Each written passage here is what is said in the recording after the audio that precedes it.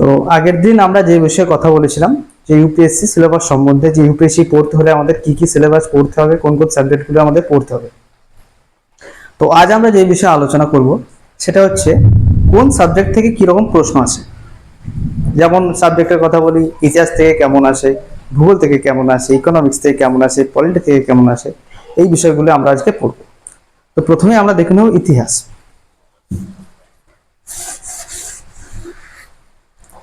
ইতিহাসকে আমরা প্রাচীন,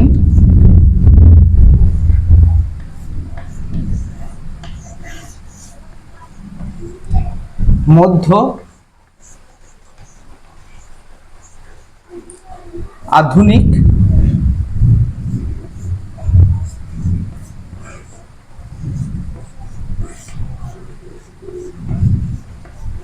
এবং বিশ্ব,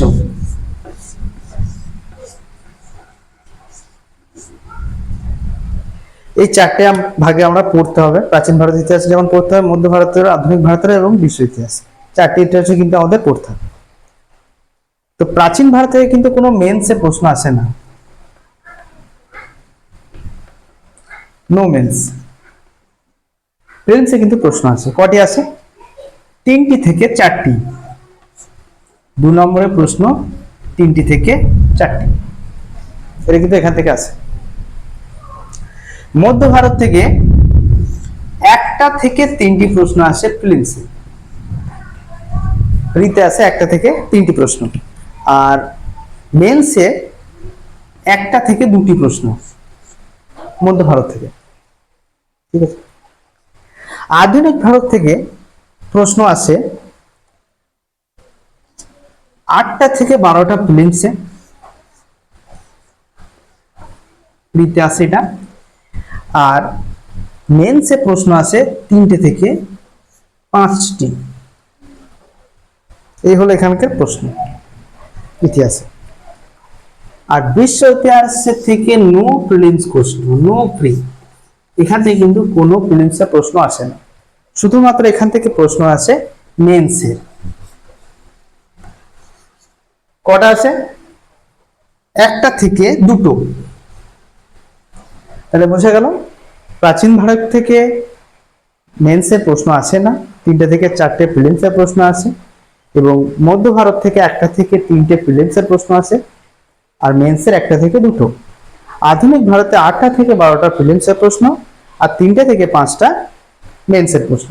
আর এখান থেকে এখানে টোটাল মেন্সে ধরে রাখো 60 থেকে 70 নম্বরের প্রশ্ন আমাদের কিন্তু এখান থেকে আসে। তাহলে তোমরা এটা সব একটু লিখে নাও, কোনখান থেকে না তো ভুলে যাবে, কোনখান থেকে একটু প্রশ্ন আসে লিখে নাও একটু।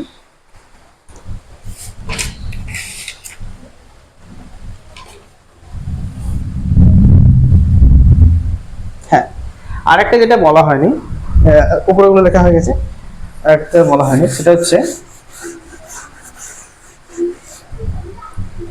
Art and culture. Art and culture, এখান থেকে তোমার প্রিলিমসে প্রশ্ন আসে 4 থেকে 8টি, আর মেন্সে প্রশ্ন আসে 2টি থেকে 3টি। এটা হচ্ছে প্রি, এটা হচ্ছে মেন্স। হলো? তাহলে প্রিতে বললাম কত? 4 থেকে 8টি, মেন্সে 2টি থেকে 3টি। এই হচ্ছে কিন্তু মোট সমস্ত ইতিহাসটা জুড়ে এরকম প্রশ্ন কিন্তু আসে। এই বিভাজনটা করে নিলে আমরা বুঝতে পারবো যে কোনটা প্রিলিমসের জন্য পড়বো, কোনটা মেন্সের জন্য পড়বো। অনেক সুবিধা হয় পড়তে। আচ্ছা, তাহলে আমরা পরেরটায় যাই। লিখে নিয়েছো সবাই?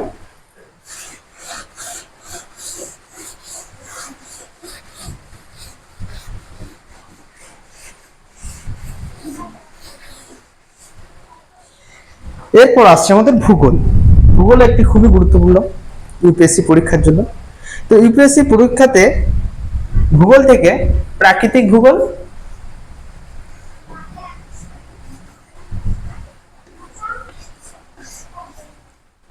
যেই ভূগোলে কিন্তু তোমার বিশ্বের ভূগোলের সমস্ত কিছু প্রাকৃতিক অবস্থা, মানে সূর্যের উৎপত্তি থেকে পৃথিবী, সমস্ত গ্রহ, হিমালয় পর্বত উৎপত্তি, এই সমস্ত বিষয়গুলো যেগুলো প্রাকৃতিক ভূগোলের বিষয়, সেগুলো কিন্তু এখানের মধ্যে থাকে। তো এখান থেকে আমাদের কিরকম প্রশ্ন আসছে আমরা একটু জেনে নিই। এখান থেকে 6টা থেকে 8টা প্রশ্ন আছে প্রিতে, আর মেন্সে প্রশ্ন আসে 3টে থেকে 5টি। এই প্রশ্ন কিন্তু আমাদের প্রাকৃতিক ভূগোল থেকে আসছে। প্রাকৃতিক ভূগোল হলে আমাদের এগুলো কিন্তু পড়তে হবে, এগুলো থেকে প্রশ্ন আমাদের আসে। হলো? আচ্ছা, এরপর আসবো আমরা ভারতীয় ভূগোল। যেহেতু ইউপিএসসি পড়ছি, ইউপিএসসি একটা কথাই বলে যে ভারতকে জানো। তো আমাদের ভারতের ইতিহাস, ভারতের ভূগোল, ভারতের অর্থনীতি, ভারতের রাজ্য ব্যবস্থা, ভারতের শাসন ব্যবস্থা, এই সমস্তগুলি কিন্তু আমাদের মুখ্য বিষয়। তো ভারতের ভূগোল,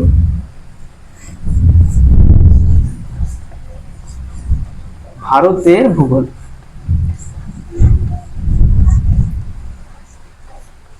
তো ভারতের ভূগোল থেকে প্রশ্ন আসে, প্রিলিমসে আসে 6 থেকে 10টি, আর মেন্সে প্রশ্ন আসে 3টে থেকে 4টি। হলো? এগুলো কিন্তু আমাদের, এটা হচ্ছে প্রি আর এটা হচ্ছে মেন্স। এখান থেকে এই প্রশ্নগুলো কিন্তু আমাদের করতে হবে, এগুলো কিন্তু আমাদের কিন্তু আসে।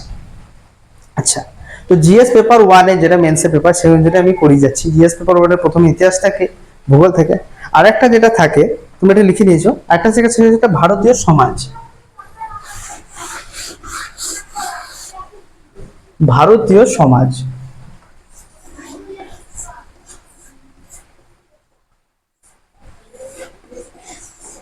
ভারতীয় সমাজ।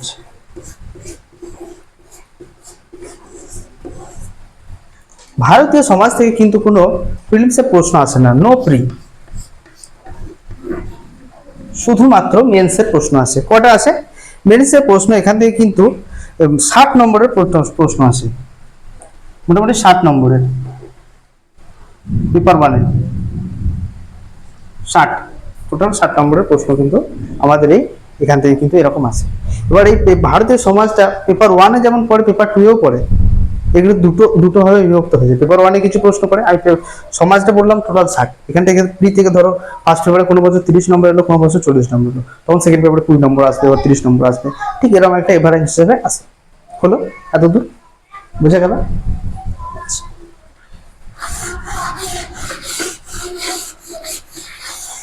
এরপর আমরা আসবো পলিটি, মানে রাজ্য ব্যবস্থা, ভারতবর্ষের শাসন ব্যবস্থা কেমন, সেসবগুলো আমাদের পলিটিতে পড়তে হয়।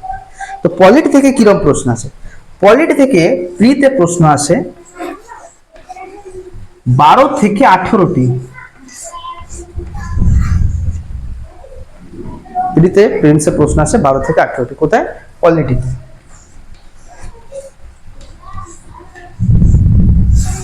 12 থেকে 18টি প্রশ্ন আমাদের এখানে আসে। আর মেন্সে প্রশ্ন আছে, মেন্সে প্রশ্ন আসে 80 থেকে 120 নম্বরের। তোমাদের বলে দিই, মেন্সে মোট 20টা প্রশ্ন পড়ে, 10টা প্রশ্ন 15 নম্বরের, 10টা প্রশ্ন 10 নম্বরের। ঠিক আছে?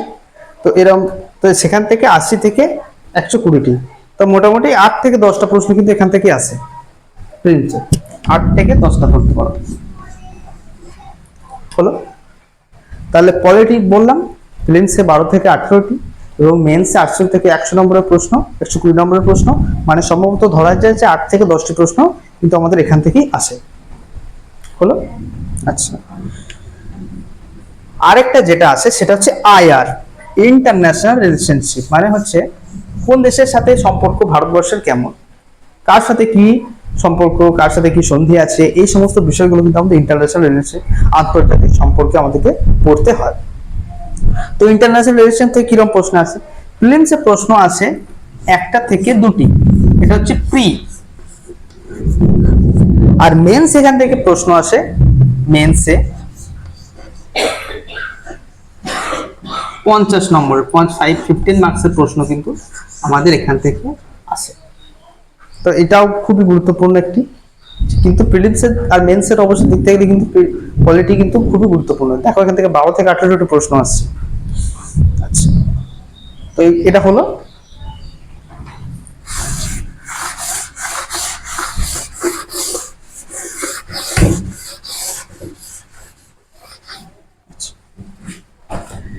এরপর আসছে ইকোনমিক্স। ইকোনমিক্স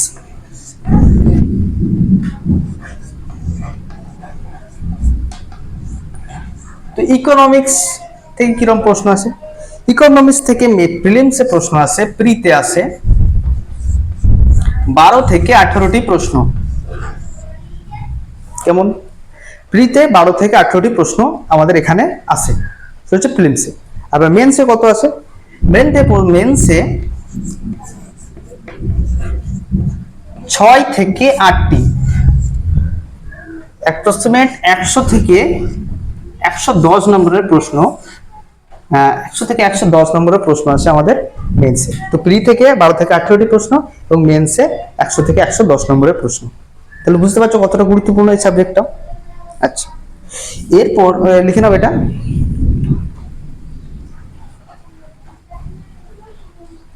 আচ্ছা, মুচ্ছি।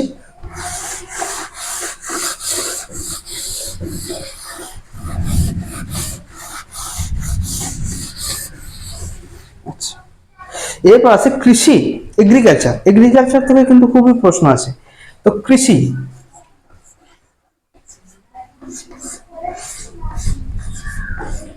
কৃষি কৃষি থেকে কিরকম প্রশ্ন আছে? কৃষি থেকে প্রিলিমসে প্রশ্ন আছে, প্রিতে আছে 3টি থেকে 5টি প্রশ্ন, এটা আমাদের প্রিতে আছে। আর মেন্সে কেমন প্রশ্ন আছে? মেন্সে আছে ওই 3টে থেকে 5টি, মেন্সেও 3টে থেকে 5টি প্রশ্ন। আর তোমাদের বলে রাখি ইকোনমিক্সের সাথে কিন্তু কৃষি থাকে।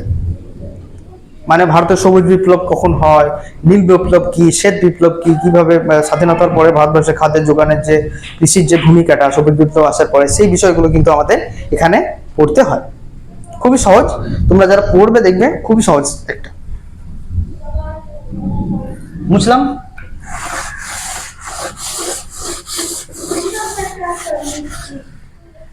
আচ্ছা, এরপর আসছে সায়েন্স অ্যান্ড টেকনোলজি।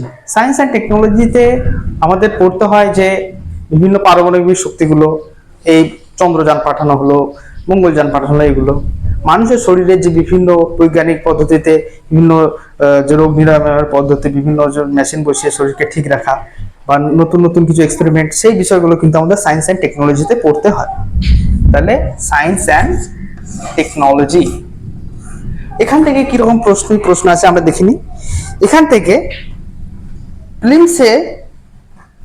প্রিলিমসে প্রশ্ন আছে প্রি থেকে 5 থেকে 8টি প্রশ্ন আমাদের কিন্তু প্রিতে আছে। প্রিতে 5টা থেকে 8টি প্রশ্ন প্রিলিমসে আছে, তাও খুবই গুরুত্বপূর্ণ একটি 5 থেকে 8টি প্রশ্ন আসে আমাদের। আর মেন্সে আছে 3টি থেকে 4টি। তো প্রিলিমসে আছে 5টা থেকে 8টি এবং মেন্সে আছে 3টে থেকে 4টি। বুঝতে পারছো কতটা ইম্পর্টেন্ট। আর প্রিভিয়াসের প্রশ্ন কিন্তু তোমাদের যতগুলো বললাম, প্রিভিয়াসের প্রশ্ন কিন্তু তোমরা করবে। প্রিভিয়াস ইয়ার্সের প্রশ্ন করলেই তবে কিন্তু তোমরা বুঝতে পারবে যে কেমন প্রশ্ন হয়, কিভাবে প্রশ্ন তৈরি হয়, এইগুলো তোমরা খুব স্পষ্টভাবে বুঝতে পারবে। বুঝছি তাহলে এগুলো।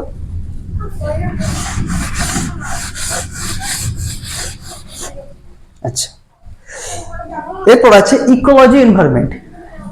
ইকোলজি এনভায়রনমেন্ট, তো এটি খুব গুরুত্বপূর্ণ একটি সাবজেক্ট, কারণ পরিবেশ দিন দিন খারাপ হতেই চলেছে।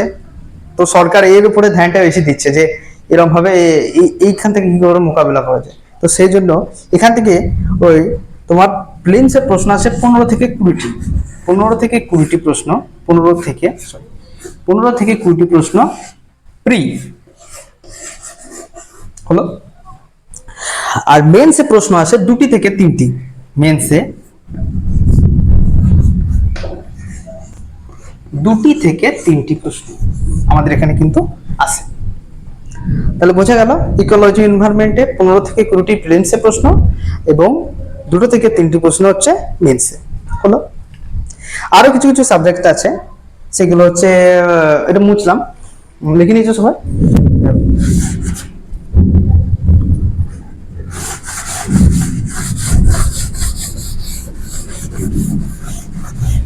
যেমন হচ্ছে ডিজাস্টার ম্যানেজমেন্ট, দুর্যোগ মোকাবিলা।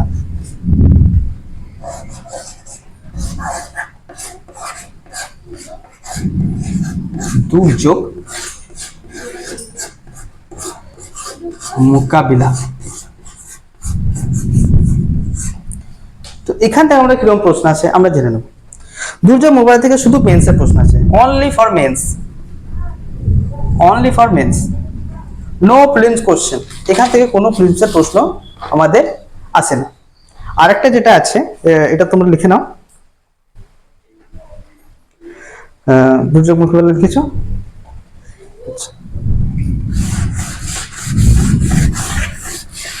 আরেকটা যেটা আছে ইন্টারন্যাশনাল সিকিউরিটি, ইন্টারন্যাশনাল সিকিউরিটি। এখান থেকেও কিন্তু তোমার কোনো প্রিলিমসের প্রশ্ন আসে না, শুধু মেন্সের। এখান থেকে শুধু শুধু মেন্সের প্রশ্ন আসবে, only for mains, only men's.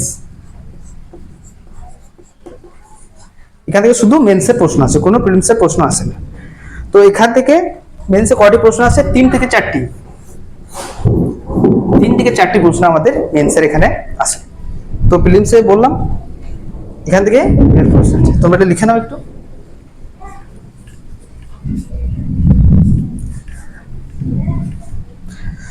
তোমার লেখা হয়ে গেল, আমার এই ফাঁকে চকটা আনা হয়ে গেল। তো এখান থেকে এরকম প্রশ্ন আসে, বুঝলাম তাহলে এটা।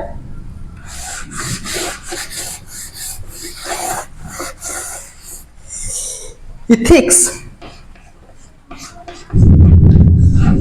এটা গোটা পেপার, এটা শুধু মেন্সে আছে 250 নম্বরের একটা পেপার, শুধু মেন্স। এখান থেকে কোনো প্রিলিমসের প্রশ্ন হয় না, এটা সাবজেক্টও একটা আর পুরো পেপারও একটা, আর শুধু মেন্সে আছে। তো এই হলো আমাদের নাম্বারের ভিত্তিতে সিলেবাসটা বিভাজন, যে কোন থেকে কোন সাবজেক্ট থেকে কত নম্বরের প্রশ্ন আসছে। তো তোমরা এই অনুযায়ী পড়ো, এগুলো লিখে নিয়েছো আশা করছি, এগুলো লিখে নিয়ে রাখবে, তাহলে তোমাদের পড়তে সুবিধা হবে। তো এরকম ভাবে তোমরা আস্তে আস্তে পড়তে থাকো। আর আরো পরবর্তী ভিডিও আমি নিয়ে আসবো, এর পরের দিনে আমি ইতিহাস, তারপরে পলিটি, এই সমস্ত আরো সব ভিডিওগুলো আমি আস্তে আস্তে নিয়ে আসবো। তোমরা পাশে থেকো। আর খুব ভালো লাগলে, যদি ভালো লাগে তবে লাইক করো আর সাবস্ক্রাইব করো।